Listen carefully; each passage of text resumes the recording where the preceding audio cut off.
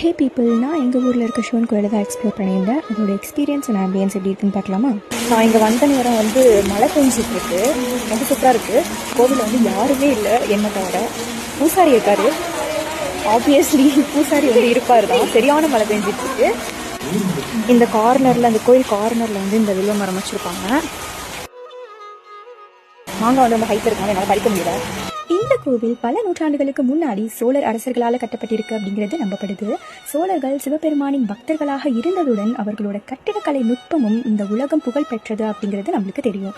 இந்த சிறப்பின் ஒரு அடையாளம் தான் இந்த பட்டுக்கோட்டை காசி விஸ்வநாதர் கோவில். கோயிலில் கட்டிடக்கலை திராவிட பாணியில் அமைஞ்சிருக்கு. அழகிய கற்சிலைகள், சிற்பங்கள் மற்றும் இந்த உயரமான ராஜகோபுரம் எல்லாமே இதனோட பெருமையை நம்மளுக்கு காட்டும். இங்கு காணப்படும் ஒவ்வொரு சிற்பமும் ஒரு புராண கதையையும் அதோட ஆன்மீக அர்த்தத்தையும் நம்மளுக்கு காட்டுது. இந்த கோவில் தென்னிந்திய காசி அப்படின்னு சொல்றாங்க.